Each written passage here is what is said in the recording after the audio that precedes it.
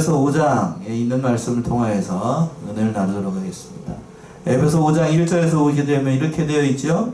그러므로 사랑을 입은 자녀같이 너희는 누구를 본받는 자가 되라고요? 하나님을 본받는 자 되라 라고 말씀하고 있는데, 이 말씀 그대로 의지해서 하나님을 본받는 자가 됩시다 라는 말씀의 제목으로 수요일 오전 예배 시간 은혜 나누도록 하겠습니다. 자, 우리 제목을 한번 따라서 해봅시다. 하나님을 본받는 자가 됩시다. 그래요. 누구를 본받으라고요? 하나님을 본받는 자가 되라. 이 본문의 말씀에서 사도 바울은 특별히 에베소 성도들에게 하나님을 입은 하나님의 자녀답게 바로 그 하나님을 본받는 자가 되라 라고 말씀하고 있습니다. 하나님을 닮는다 라고 하는 건 모든 그리스도인들의 소망이고 또 목표이고 기도의 제목일 겁니다. 그렇다라고 하면 우리가 왜 하나님을 본받아야 되고 어떻게 하는 것이 하나님을 본받는 것인지 오늘 본문의 말씀을 통하여서 세 가지 정도 살펴보도록 하겠습니다. 첫 번째는 1절에 있는 것처럼 우리가 하나님의 사랑을 입은 자녀이기 때문에 하나님을 본받아야 돼요. 1절 보시면은요. 그러므로 사랑을 입은 자녀같이 너희는 하나님을 본받는 자가 되고. 예, 1절 시작을 할 때 그렇게 되어 있어요. 그러므로 사랑을 입은 자녀같이 이렇게 시작하고 있는데, 성도는 하나님의 사랑을 입은 하나님의 자녀이고 또 하나님의 사랑의 대상자라는 말씀이에요. 그러므로 이제 우리는 하나님의 사랑을 받은 자녀같이 아버지 하나님을 닮아가는 것이 마땅하다는 얘기입니다. 자녀가 부모를 닮는 거는 당연한 거죠. 그렇듯이 성도가 하나님을 닮아가야 된다라는 얘기입니다. 우리가 하나님의 자녀가 된 거는 순전히 하나님의 은혜로, 하나님의 사랑으로 말미암아 된 거예요. 우리의 노력으로 된 게 아닙니다. 우리는 본래 죄로 인해서 죽을 수밖에 없는 본질상 진노의 자녀였고, 하나님께 속한 사람들이 아니라 본래는 누구에게 속해 있었냐면 마귀에게 속한 그런 존재였습니다. 그랬는데 하나님께서 그 기이한 사랑으로 우리를 택해 주시고 우리를 또 그 죄악 가운데서 불러서 하나님의 자녀로 삼아 주셨다는 거예요. 특별히 우리를 하나님께서 우리의 그 하나님의 자녀로 삼아 주실 때에 하나님의 하나밖에 없는 독생자를 이 땅에 보내셔가지고 어디에서 죽이시고 십자가에서 죽이시고 그 대속의 피를 믿는 자마다 하나님의 자녀가 되는 권세를 주심으로 말미암아 우리가 이 자리에 앉아가지고 이렇게 밖은 오늘 영하로 내려간 날씨인 것 같은데요. 쌀쌀한 날씨 가운데서도 이전에 모여서 따뜻한 곳에서 하나님을 찬양하고 하나님의 귀한 말씀을 듣고 이 복된 주일날 안식일을 섬길 수 있게 된 거예요. 우리가 아무런 대가가 없어요. 우리가 뭐 잘한 것이 없고 뭐 하나님 앞에 제대로 된 것을 할 수가 없었던 그러한 존재였는데, 그러나 하나님의 기이한 사랑, 아무런 대가를 바라지 않는 그 기이하신 하나님의 사랑으로 말미암아 우리가 구원을 받을 수 있었던 거예요. 이러한 사랑을 바로 아가페 사랑이라고 얘기합니다. 성경에서 아가페 사랑이라고 하는 건 어떤 대가를 바라지 않고 오직 그 사람의 행복을 위해서 모든 것을 아끼지 않고 주는 사랑, 바로 하나님께서 우리를 사랑하시는 사랑을 설명을 할 때 그걸 무슨 사랑이라고 얘기한다고요? 아가페 사랑이라고 얘기합니다. 이 사랑을 얘기를 할 때 부모가 자식을 사랑하는 것 이렇게 예를 들고도 있습니다만 그거는 완전하지 않아요. 부모가 자식을 사랑하는 사랑도 완전하지 않습니다. 그러나 하나님께서 우리를 사랑하시는 그 사랑은 측량할 수도 없고 능히 헤아릴 수도 없는 그 깊이와 넓이와 높이를 헤아릴 수 없는 기이하고 독특한 사랑이에요. 그러니까 그 사랑의 본을 받았으니, 그 사랑을 받았으니 우리는 마땅히 하나님의 자녀로서 하나님을 사랑하는 것이 당연하다는 거예요. 자, 요한일서 4장으로 한번 가보세요. 하나님의 사랑을 요한 사도는 이렇게 얘기했습니다. 요한일서 4장 10절에서부터 11절. 사랑은 여기 있으니 우리가 하나님을 사랑한 것이 아니요 오직 하나님이 우리를 사랑하사 우리 죄를 위하여 화목제로 그 아들을 보내셨음이니라. 사랑하는 자들아, 하나님이 이같이 우리를 사랑하셨은즉 우리도 서로 사랑하는 것이 마땅하도다. 예, 하나님의 사랑에 대해서 하나님의 기이하고 독특하시고 그러한 사랑을 요한사도는 이렇게 정의를 했습니다. 사랑은 여기 있으니 우리가 하나님을 사랑한 것이 아니요 오직 누가요? 하나님이 우리를 사랑하사 우리 죄를 위하여 화목제로 누구를 보내시고 그 아들을 보내셨고 그리고 사랑하는 자들아 하나님이 이같이 우리를 사랑하셨은지 우리도 서로 뭐하는 것이 마땅하다고요? 사랑하는 것이 마땅하다. 세상에 많고 많은 일들이 있고 기이하고 참 또 가슴 따뜻하게 만드는 아름다운 이야기가 많지만 그러나 그러한 세상적인 선행에서도 죄인을 위해서 자기 하나밖에 없는 독생자를 희생하면서까지 그 사람을 구원해놨다라고 하는 건 그런 사랑은 없어요. 하나님께서 우리를 사랑하시는 그 사랑은 이렇게 한이 없다라는 얘기입니다. 그러니까 그 한없는 사랑을 받은 우리는 마땅히 누구를 사랑해야 되는가? 그 사랑을 베풀어 주신 하나님을 사랑하고 또 하나님께서 모든 사람을 사랑하시는 것처럼 그 신앙과 인격에 있어서 하나님을 닮아 나아가는 것은 마땅하다는 거예요. 이러한 사랑을 많이 받고 자란 사람이 다른 사람도 사랑할 수 있다는 얘기가 됩니다. 그렇게 얘기들을 하지요. 자, 이런 글이 있습니다. 어느 날 그 어느 생물학계에서 이런 실험을 했대요. 무슨 실험인가 하면 두 마리 머리 좋은 침팬지를 택해가지고 침팬지 두 마리요? 뭐 똑똑하잖아요. 원숭이 중에서 제일 똑똑하다고 하는데 그래서 하나는 어미와 같이 살게 하고 어미의 젖을 먹고 자라게 했습니다. 그러나 어미만 주고 그 환경 자체는 그렇게 좋지 않았어요. 근데 다른 한 마리는 아주 정교하게 만들어진 어미의 모형에서 거기에서 때가 되면 자동으로 뭐가 나오고 우유가 나오고 때가 되면 다 따뜻하게 해주고 모든 것을 다 줬는데 거기에는 뭐가 없었냐면 단지 어미가 없었어요. 어미 모형에서 그게 모든 것을 주도록 했습니다. 그래서 이제 때가 어느 정도 자라가지고 둘 다 이제 성인 그 침팬지가 돼가지고 이제 어미가 돼서 새끼를 낳아서 기르게 됐습니다. 그런데 어미의 사랑을 받고 자란 침팬지는 그 어려운 환경에서도 모든 것을 자기를 위해서 사는 게 아니고 누구를 먼저 생각하고 새끼를 위해서 모든 걸 희생해요.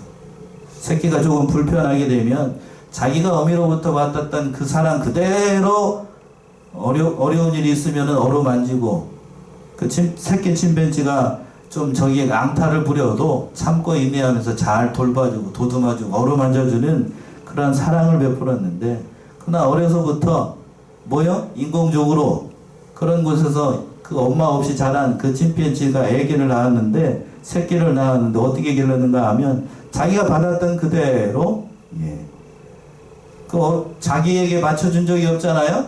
저기 어미가 없으니까. 그러니까 새끼를 위주로 맞추는 게 아니라 새끼가 누구를 위해서 맞춰주기를 자기에게 맞춰주기를 원하고 또 새끼를 키우는 것을 귀찮아하고 또 매정하고 모든 것을 자기 중심으로 판단하고 행동을 했더래요. 그러니까 이처럼 동물들도 어려서부터 뭐를 받고 자라면 사랑을 받고 자라면 그 사랑을 받은 그대로 새끼 그대로 줄 줄 아는 게 동물이라고 하는 거예요. 하물며 인간은 누구로부터 사랑을 받았어요? 하나님으로부터 사랑을 받았으니 그 사랑을 당연히 본받아서 그 사랑을 실천하는 자가 되어야 된다라고 얘기하는 거예요. 부모가 자녀를 사랑하는 건 본능입니다. 본능. 그래서 성경에 보게 되면 자녀를 사랑하라 라는 말은 별로 나오지 않아요. 성경에 많이 나오지 않습니다. 그런데 성경을 보게 되면 남편이 아내를 어떻게 하고?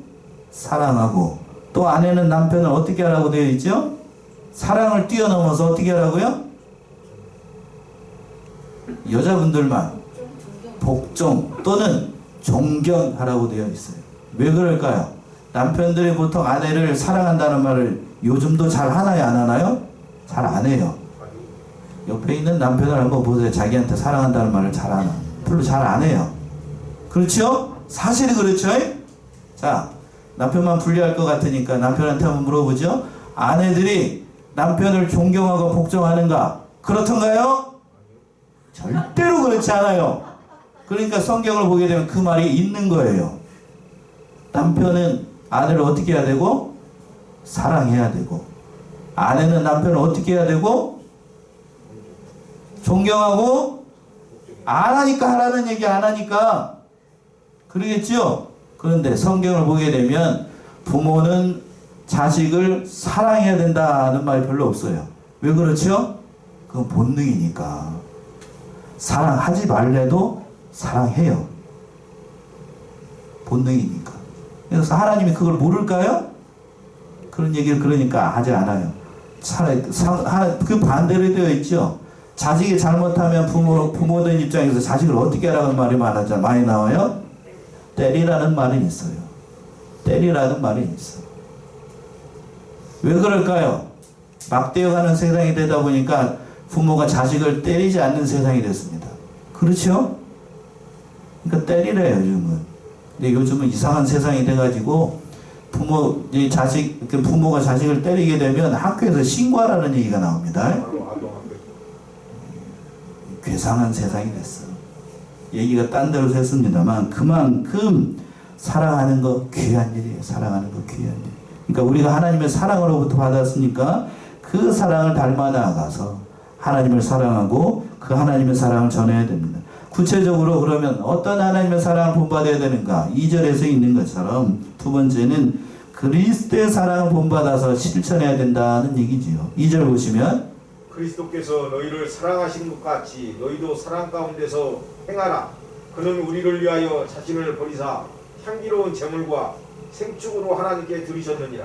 예, 그리스도께서 너희를 사랑하신 것 같이. 하나님을 본받으라는 얘기는 그리스도의 사랑을 본받으라는 얘기입니다. 그러니까 즉 그리스도께서 사랑할 수 없는 그 죄인을 사랑하시고 사랑받을 자격이 없는 저와 여러분 같은 사람을 사랑하셔가지고 지금 이 자리에 앉혀주신 것이 바로 누구의 사랑이요? 그리스도의 사랑이기 때문에 그렇습니다.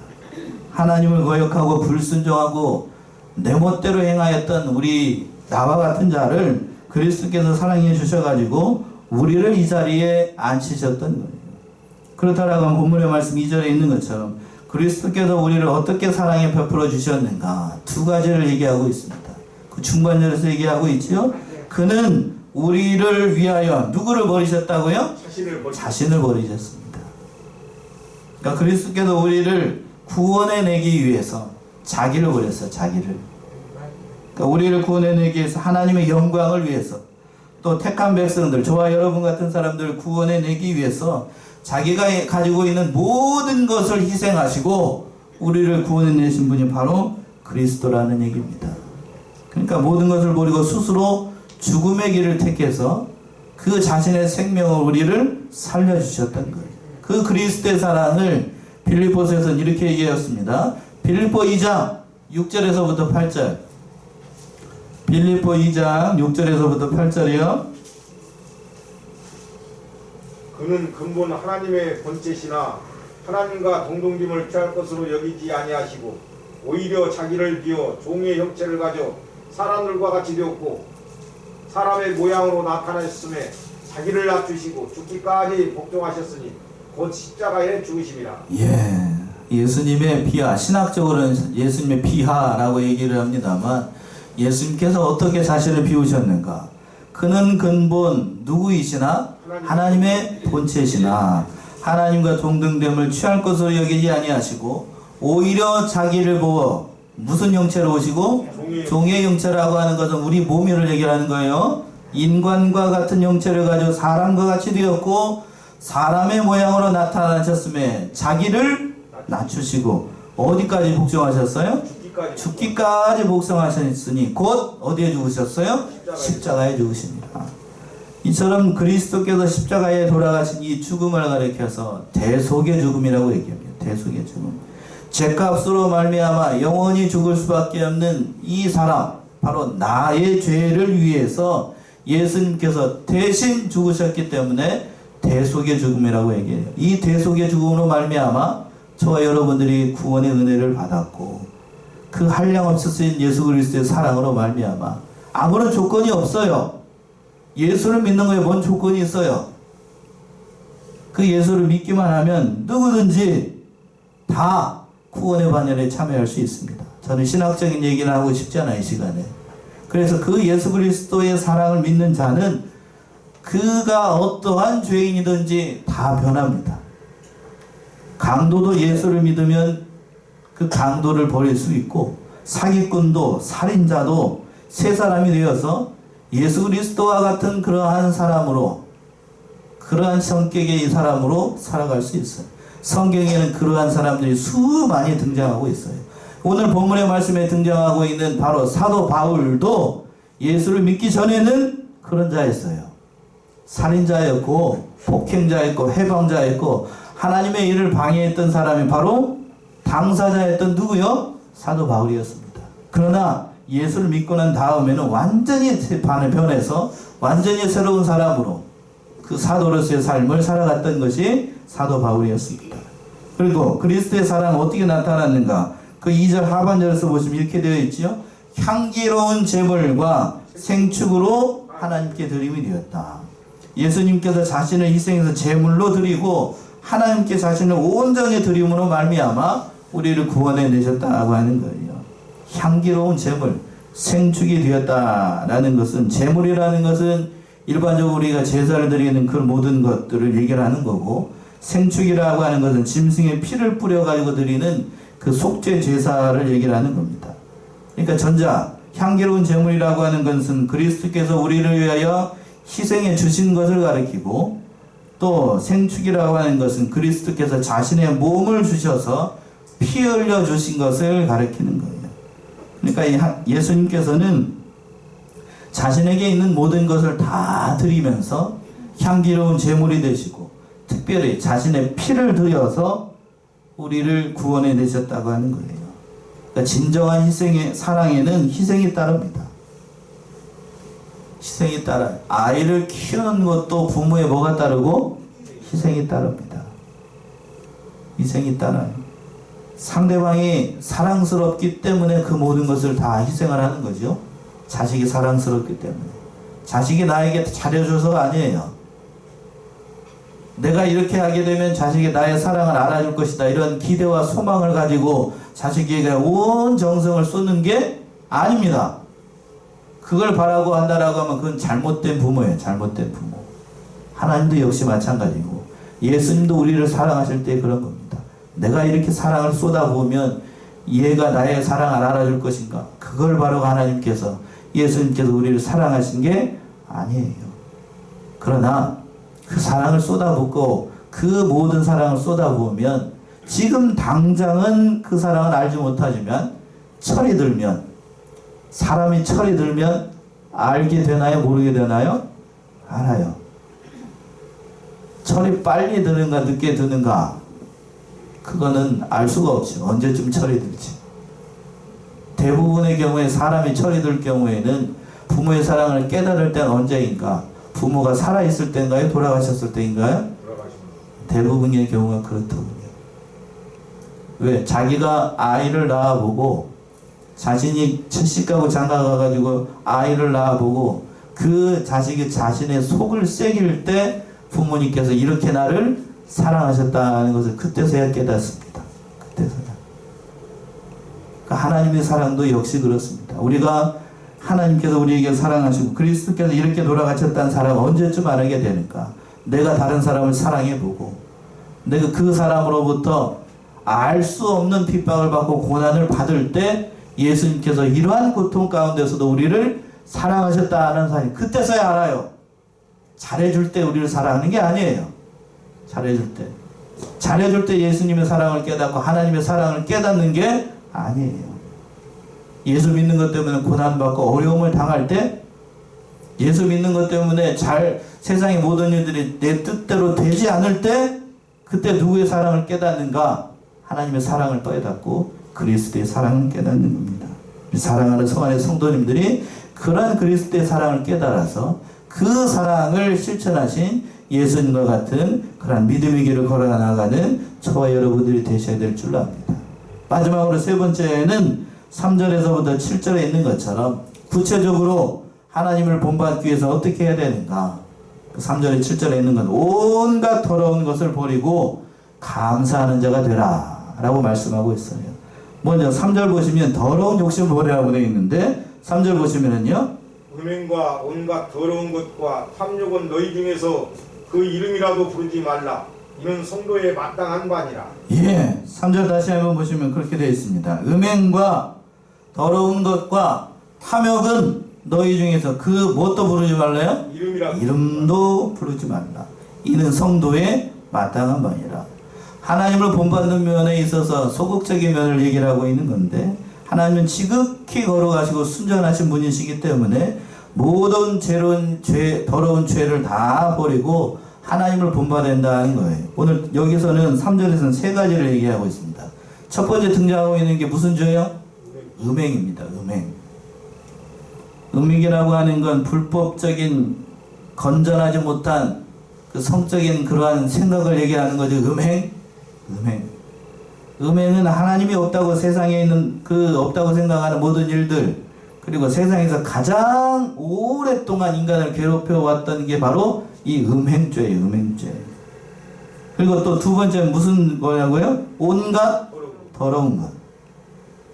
여기서 온갖 더럽다라는 거는 잘못된 종교적인 이념이나 부정한 생각 또는 정욕 등을 포함하는 그러한 죄악을 가리키는 겁니다. 다 이 하나님과 관련된 성적인 것과 관련된 그런 더러운 것을 얘기를 하는 거예요. 세상적인 그런 더러운 것이 아니고 하나님을 섬길 때에 하나님이 아니라 다른 것을 섬기는 것도 다 더러운 거예요. 더러운 거. 그리고 뭐라고 그랬습니까? 마지막으로는 탐욕이라고 얘기했어요. 탐욕. 도를 넘어서 자기의 이익을 탐하는 욕심을 가리키는 것인데, 여기서 제가 한 가지 말씀드리고 싶은 건 탐욕.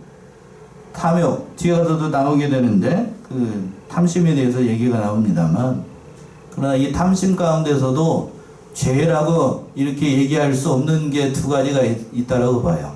첫 번째는 뭔가 우리가 음식이 앞에 있으면 뭐가 생기죠? 먹고 싶은 욕구, 그걸 뭐라고 얘기합니까? 식욕. 그쵸? 그리고 또 아름다운 남편이 아름다운 아내를 봤을 때에 몸에서부터 반응하는 그 뭐라고 얘기를 하죠? 그걸 투자로 성욕. 그쵸?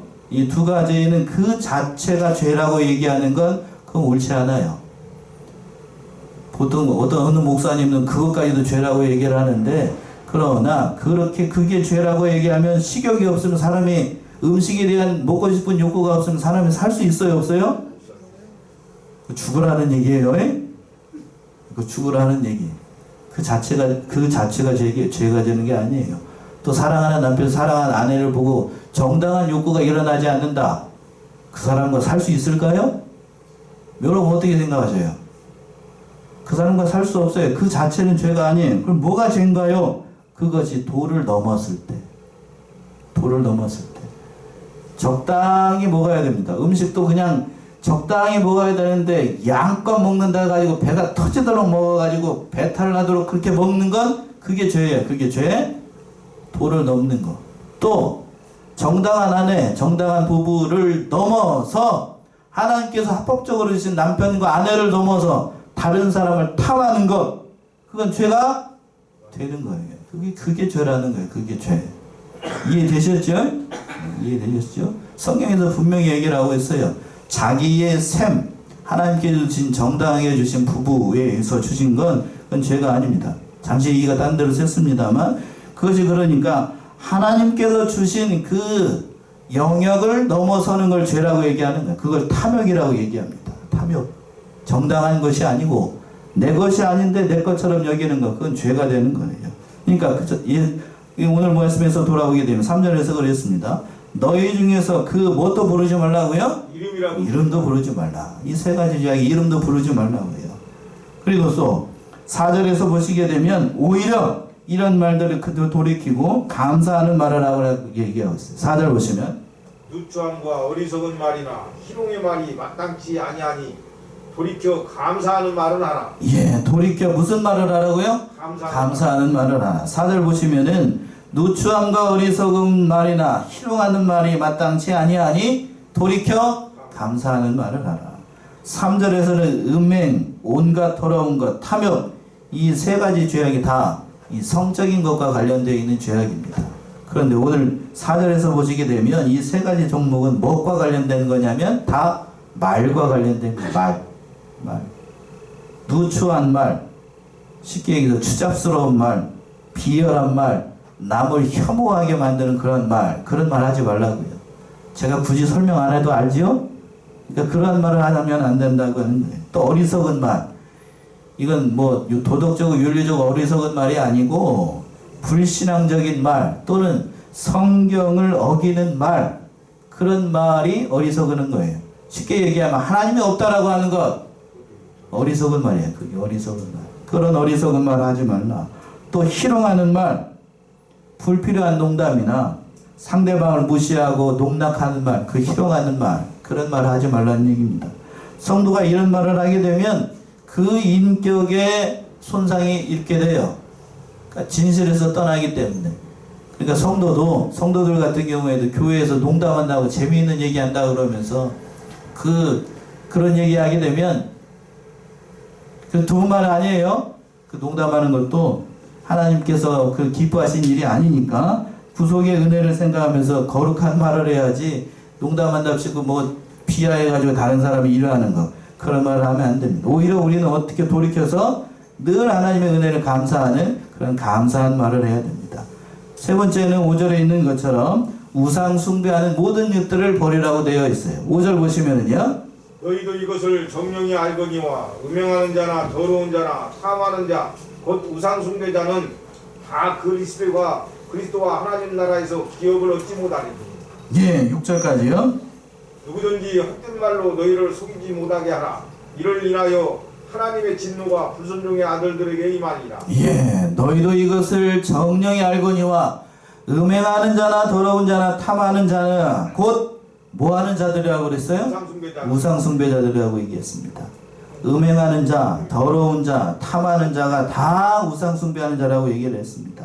그 탐심이 곧 우상 숭배라고 얘기하고 있는데 골로새 3장이죠? 골로새 3장 5절과 6절 보시면 골로새서 3장 5절에서부터 6절, 그러므로 땅에 있는 지체를 죽이라. 곧 음란과 부정과 사욕과 악한 정욕과 탐심이니 탐심은 우상 숭배니라.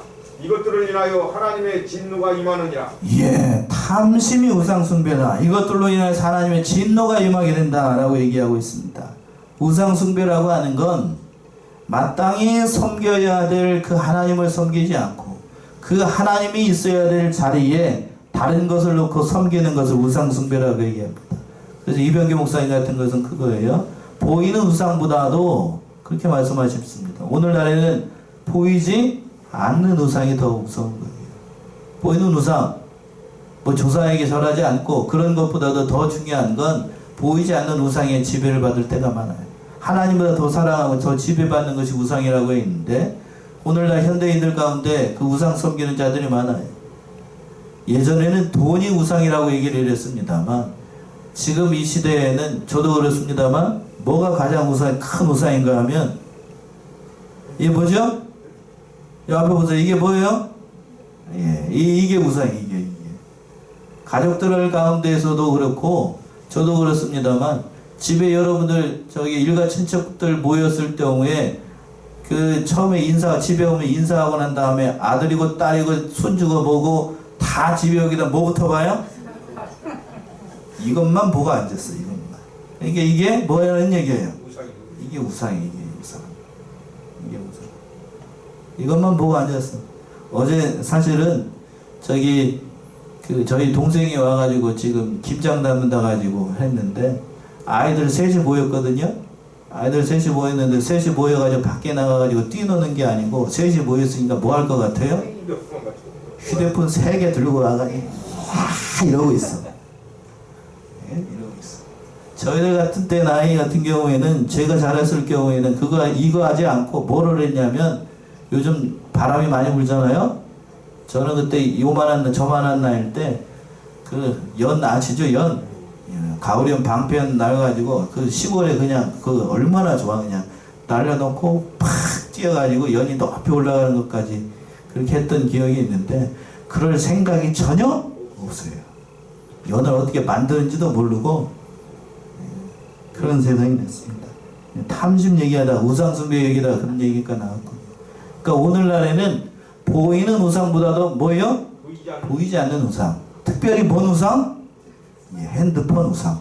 이거 어떻게 해야 돼? 이거 어떻게? 저부터도 그렇고. 어느 목사님은 그렇습니다. 자기가 그렇더래요. 자기가 그렇대. 그 목사님 같은 경우 요즘 무슨 철이죠? 무슨 철이에요? 뭐 하고 있죠? 발로 차는 거?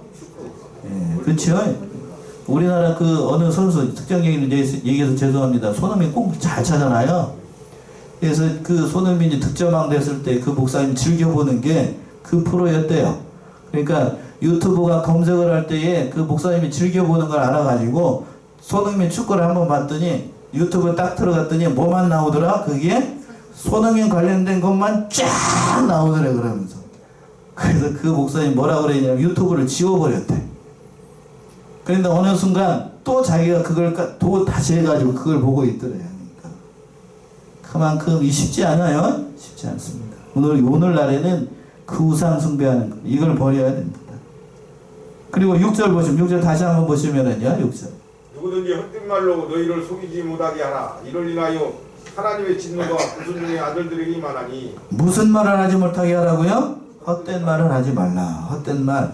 이 헛된 말이라고 하는 것은 그런 거예요. 여기서 말하는 헛된 말이라는 건 세상적인 그런 헛된 말이 아니고 예수를 믿고 난 다음에도 믿는 자들이 마땅히 하지 않아야 될 일들을 가리켜서 해도 된다라고 얘기하는 거. 쉽게 얘기하면 예수 믿는 사람이 죄를 범해도 된다. 죄를 지어도 하나님이 용서해주고 예수님이 용서해준다라고 해가지고 그런 말을 퍼뜨리고 하는 것. 다 무슨 말이라고? 그게 헛된 말이라고 하는 거예요. 기독교 그 교파 중에 기독교 교파가 아닌 이단 중에도 그런 말이 있습니다. 중생한 사람, 예수 믿는 사람은 죄져도 상관이 없다. 회개할 필요가 없다. 라고 얘기하는 사람들이 있어요. 그거 맞아요? 그걸 거기서 그게 무슨 파냐면, 무슨 파라고 얘기하냐면, 바로 구원파에서 그렇게 주장합니다. 한 번 회개했으면 또 할 필요가 없다. 그런가요? 그렇지 않은가요? 날마다 회개해야 됩니다. 날마다. 그러니까 예수님께서 그랬죠. 한 번 목욕한 자는 발 씻을 필요가 없다. 발만 씻으면 된다고 그랬는데, 그 발 씻는 게 뭐라고요? 계속해서 회개하는 거예요. 계속해서. 발 씻어야 됩니다. 목욕했다고 해서 여러분 발 안 씻나요? 발 안 씻으면 집에 들어가기 때에 남편이 퇴근하고 난 다음에 발 안 씻고 집에 이부자리 들어오게 되면 당장 옆에 있는 아내로부터 투박이 들어옵니다. 발 씻고 들어가고 발냄새 nen다고. 그것처럼 우리의 생활 가운데서도 그 지은 죄가 있으면 마땅히 회개하고 돌이켜야 됩니다. 회개하지 않고 돌이키지 않게 되면 어떻게 되는가? 6절 하반절에서 그랬죠. 이를 인하여 하나님의 뭐가 쌓인다고요? 진노가 불순종의 아들들 가운데 쌓여요. 그러니까 마땅히 이런 헛된 말 하지 않고 늘 하나님 앞에서 진실하게 살아가야 됩니다. 마지막으로 7절 보시면 그러므로 저희와 함께 참여하는 자가 되지 말라. 그래요. 이러한 자와 참여하지 말라는 얘기예요. 성도는 음행한 자 또는 더러운 자, 희롱하는 말하는 자, 탐하는 자 또는 우상 숭배하는 그 모든 것들을 다 멀리하고 온전히 누구만 닮아 나가야 돼요? 하나님만 닮아 나가는 그러한 복된 성도들이 되라. 사도 바울이 이렇게 권면하고 있습니다. 오늘 이 말씀을 따라서 우리는 진실로 예수 그리스도를 본받고 하나님의 사랑의 본을 받아서 그 모든 일들을 통하여서 늘 하나님을 본받아 나가는 저와 여러분들이 다 되시기 바랍니다. 기도해